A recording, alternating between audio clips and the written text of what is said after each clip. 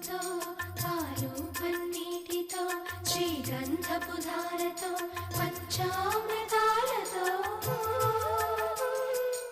అంగాంగం తడుపుతూ దోషాలను కడుగుతూ గంగోత్రికి జరుపుతున్న అభ్యంగన స్నానం.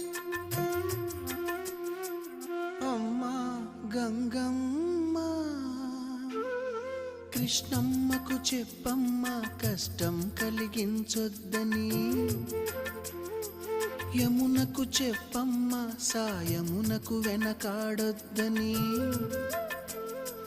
గోదారికి కావేరికి ఏటికి సెలయేటికి కురిసేటి జడివానకి దూకే జలపాతానికి నీతో బుట్టులందరికీ